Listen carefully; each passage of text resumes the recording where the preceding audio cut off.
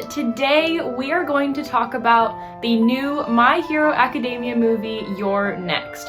So before we get into it, if you don't know, this is the 4th My Hero Academia movie that came out this year, a couple days ago in America and a couple months ago in Japan. So if you have not seen the movie yet, know that I will be talking about spoilers a little bit later in the video, but for now I will be talking about non-spoilers, so you're safe for now if you still want to enjoy the movie, but here's some of my initial thoughts. Before we begin talking about the specifics of the movie and the story, I wanted to really quickly just talk about Anime Expo and the My Hero Academia panel that was held there this year. So that is a panel that I attended. I was in one of the front rows, which was very exciting. I cosplayed Tamaki, and we got to see the voice actors of Deku, All Might, Julio, and Anna. So 2 new characters from this movie. And so seeing those voice actors for one was an amazing experience. If you want to hear more of all of their thoughts about the movie before jumping into the movie, feel free to check out my video up here where I talk about literally all that was talked about at that panel from detail to detail. I will be referencing this panel and things that the voice actors talked about a little bit in this video because I really like drawing comparisons to what they had to say back at Anime Expo compared to when I got to finally watch it and see their words come into action. Something that's been getting a lot of people confused is the timeline of this movie, and so from what was talked about in that panel compared to what I saw in the movie, it seems to have taken place a little bit after season 7. I'm gonna say a spoiler here for season 7 if you have not watched season 7 yet. Probably don't listen to what I'm about to say, but it takes place kind of right after the Class 1A finds out about Aoyama's basically betrayal. And so I know this because for one, they said that in the panel, and for 2, Aoyama is not in the movie. So when we're watching the movie, we're like, wait, Aoyama's not there. Oh yeah, this kind of takes place a little bit into season 7. And so expect to not see him in the movie. But before we jump into actual spoilers from the movie, I wanted to just very quickly say that I absolutely loved this movie. There were a lot of really fun new quirks that were shown within like the first 15 minutes of the movie, which was really cool. The way that the quirks work together, not only shown from Class 1A, but also some of the villains, how the heroes and villains quirks mesh together and how they went against each other in really cool ways. So if you want to see more quirks, the movie is just amazing for that aspect of things. Also, something interesting about the Anime Expo panel, if you don't know, I actually got to watch the first 15 minutes of that movie back at Anime Expo in July, so that was really cool. I got to see kind of a sneak peek months ago, so it was really awesome getting to see finally the full movie. It is at this time that we are going to be going into spoilers. If you have not seen the movie yet, please go watch it, support it in theaters so that My Hero and the production and animation can get your support. It really was a good time, especially in theaters with all of the color and the music and all of the characters that we have come to love. After you watch it, feel free to come back and listen to my thoughts and feelings, and I would love to hear from you. So I'm going to do a countdown of 3, 2, 1, we are moving into spoilers. So starting off with Julio's character, he is played by none other than Mamo. He is the Japanese voice of Light Yagami, Doma from Demon Slayer, Death the Kid from Soul Eater, and so many other characters. He is such an iconic singer, actor, all of the above. He's an awesome person. I love him. So seeing him act in this movie was really cool for me. Julio also played such a mysterious character, which is something that Mamo explained at the panel. He couldn't really talk too much about his character because all he kept saying was that, yes, he's very mysterious. I can't really say much, but there you go.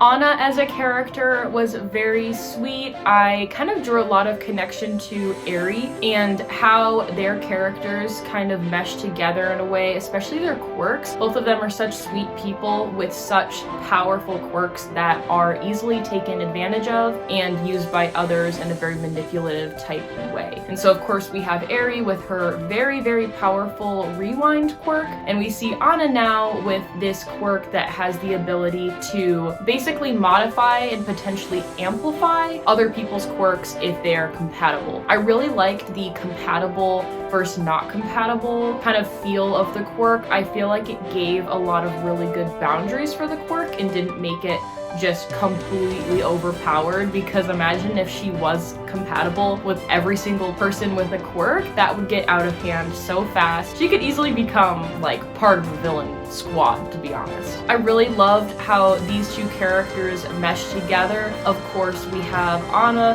who has this quirk that doesn't really allow her to leave her house. It doesn't really allow her to do anything. So of course that leaves her in a very sad and depressed and kind of seclusive kind of way of life. But then when Julio comes into her life, he's able to help stop her pain when she has her seizures because of the quirk. And he's able to neutralize all of kind of her power that gets a little bit too out of hand without her control. I really liked how both of these quirks worked together. And of course, by the end of the movie, we see that they are compatible, which was kind of a predictable thing in my opinion. When I watched the movie, I was like, okay, he's gonna stop her in the end. Like, no matter what, they're going to be compatible. But it was very sweet, and I think it's very, you know, obvious that they would fall in love because of how much time they spent together, and how Julio was literally the one person that Anna could trust to always be at her side and help her, even though at times it was causing him pain. But he still wanted to be at her side, and he made that promise to her that he would never leave her side. He didn't want her to get out of control and not, you know, mean it and have these seizures, and he even, you know, promised her that he would end her life if she did get out of control and started to destroy the world like she was. That's a trope that I have a really hard time with, because I hate watching, of course, two lovers or two best friends, whatever it may be, and one is promised with having this task of killing the other if they get out of control and they don't mean it. It's really sad and it pulls at the heartstrings, but at the same time, like, it usually gets worked through, and of course we got that at the end of the story. I thought that both of their character designs were very fitting and very cool character designs, especially Julio.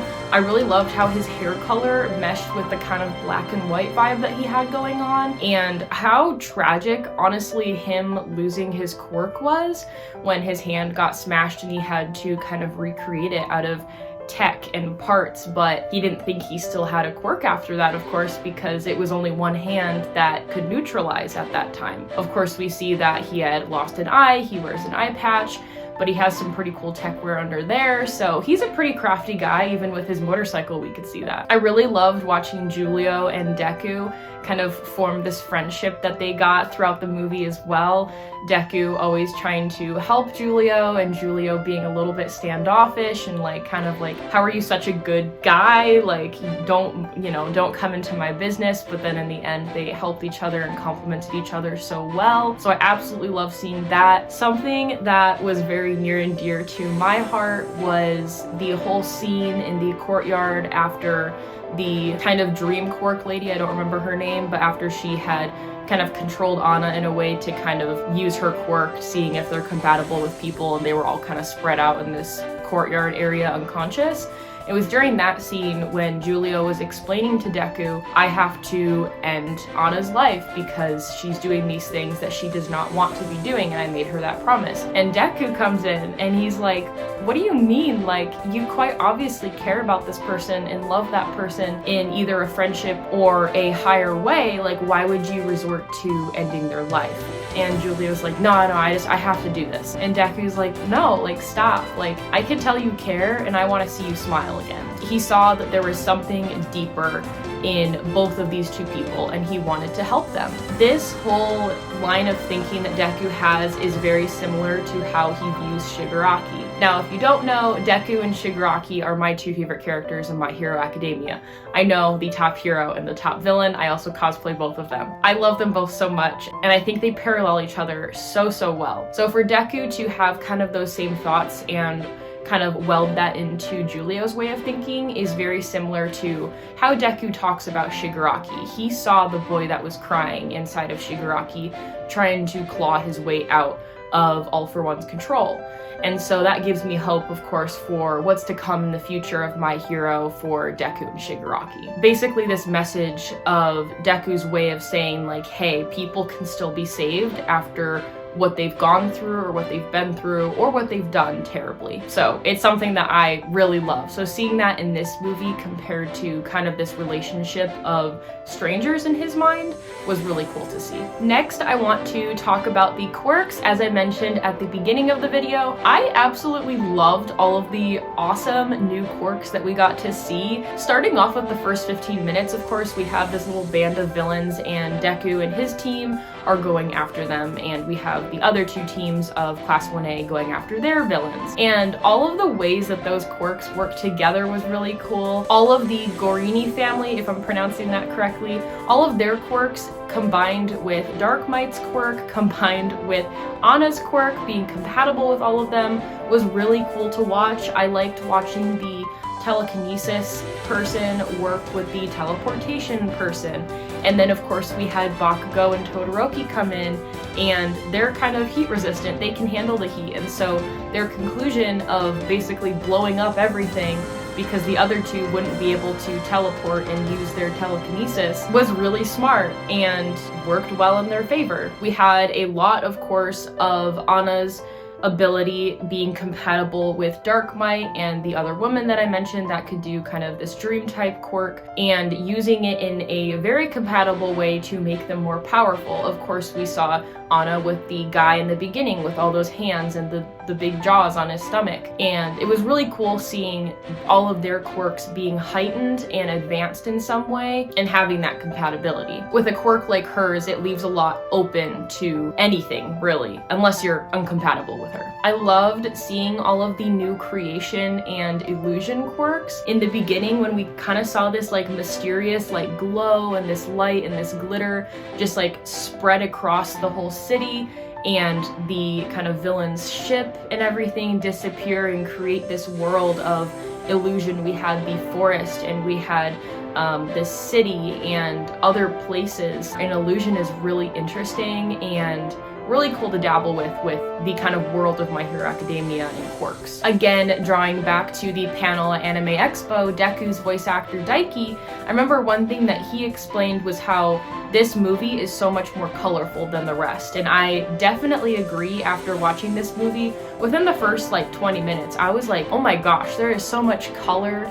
It's so bright and just beautiful everywhere. I know things are being destroyed, but in kind of an eerily disturbing way, and it was honestly just so beautiful. Like, the animation was gorgeous. One of my new favorite quirks to see was the slow motion, or I think delay quirk is what they called it in the movie, from one of the family member villains. I thought that was really cool, seeing the bullets stopped at the beginning of the movie, and then of course when Deku and Julio had their run-in with him at the end, and how kind of overpowered Deku was to fly through that quirk and kind of put a stop to him. But that guy could do damage. The way that he just tipped Julio's bike, and the way, you know, after his slow motion was gone, that it just blew into the building and like blew up. I was like, dang, that guy's pretty powerful.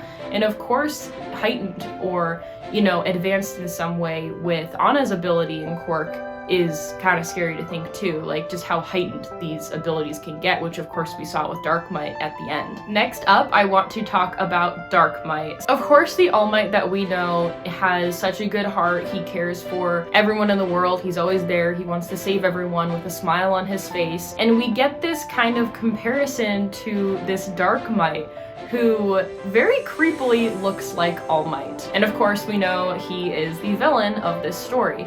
Now, I kind of thought that this story would focus more on him in this movie, which it did. Of course, we had him as the main villain the whole time, and he was kind of the closest to Anna the whole time. He wanted to keep her close because he wanted to utilize her quirk in the most evil way possible. But I feel like the main story kind of revolved around kind of this romance of Julio trying to find Anna and the care and love he had for her, trying to get past Dark Might's goals. And so I found it interesting that kind of the way that the movie was advertised, I felt like was always about Dark Might, which is kind of the big draw of the movie, because picturing an All Might that is a villain version is just so terrible. It's like envisioning Deku like that. If you envision Deku like that, I kind of view that part being Shigaraki, because I think they parallel each other so well, but we've never seen a really bad All Might. His voice acting was so spot on, and it was just so creepy and eerie whenever Dark Might would talk, and I really love seeing the emotion behind All Might when he got to talk to Dark Might and how upset he felt. And we saw all of those angry and upsetting emotions boil through and out him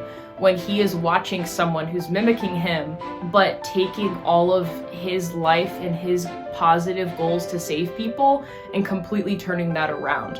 And so I love seeing All Might in that kind of way. I haven't really seen him, I feel like we've never really seen him get that emotional before. Of course, we see him get emotional over all of the Class 1A students and Deku especially because he has a soft spot for him and everything, but he got real upset when he saw someone was impersonating him in such a bad way. Again, a drawback to the My Hero Academia panel at Anime Expo, the voice actor of All Might was there, and something that I remember him talking about was that he recorded all of the lines for Dark Might first and then went back to voicing all of the lines for All Might, which I think is really smart. That way they're not, you know, being meshed together. He doesn't have to go back and forth and remember like, okay, I need to darken my voice for this and kind of keep my normal voice for All Might. But something interesting he said was that when he did his lines for Dark Might, they were good. The producer and everything said like, good to go, whatever. But then he filmed all of his All Might scenes and they were like, you have to re-record some of those because there's still a little bit of Dark Might in them. So it was interesting watching this movie and knowing like, oh, he probably had to re-record that because he sounded too dark for the producer. And I just thought that was really interesting, and it was something that he thought was funny, and we were all kind of making it kind of like a joke at Anime Expo that he had to re-record a lot of those lines.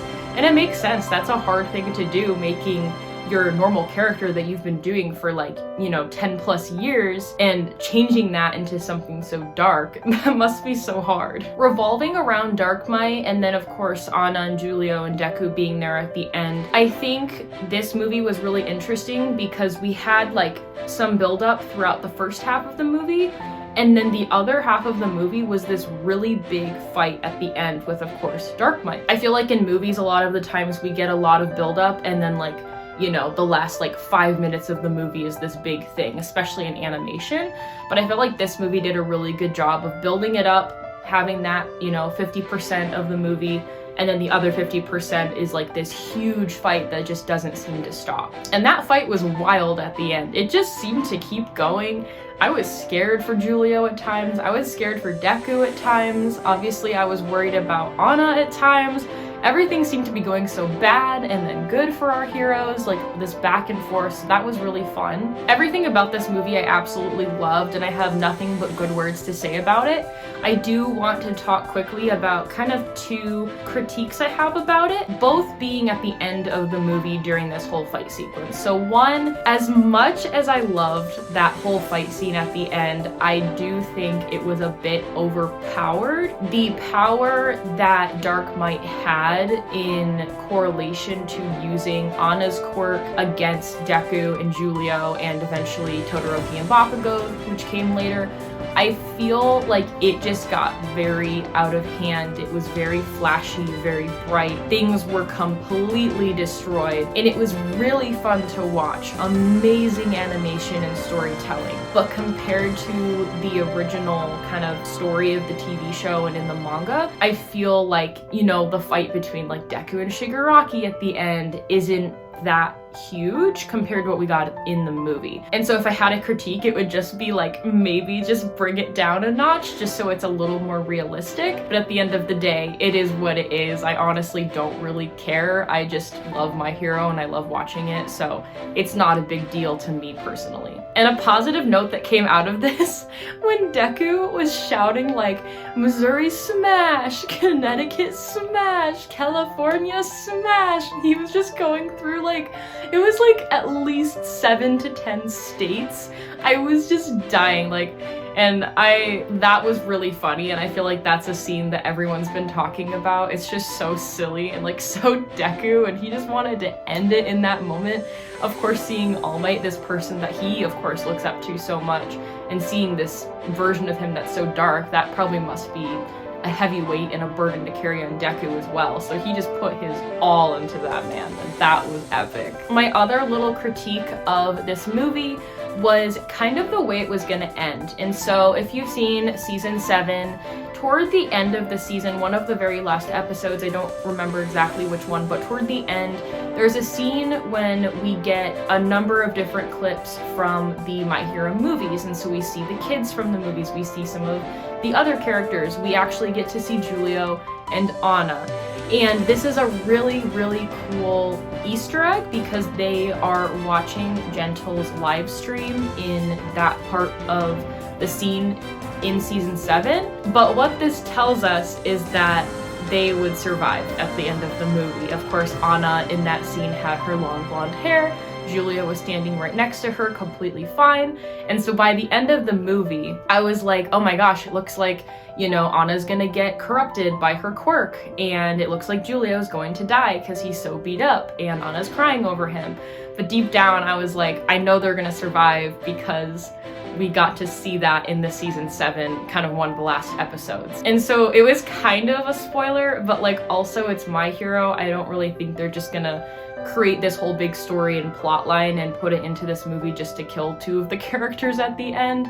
And of course these 2 characters loving each other the way that they do, and the whole story behind them being compatible, I feel like they had to survive. So that was just another little thing. It's just like, I already knew they were gonna survive going into it because of what season 7 showed. But also you have to think that we got this much later than Japan did. And so Japan got it in the correct order, whereas America didn't really. And so it's not really anyone's fault, to be honest. Again, I don't really care. I prefer to just be positive about stories, especially stories that I love so much. So these 2 little critiques are just nothing in comparison to how much I really did love and enjoy the movie and the quirks and the characters and everything that I talked about. I loved seeing all of the pro heroes that were in it, and of course Class 1A. We got to have a little surprise of Mirio. That was awesome.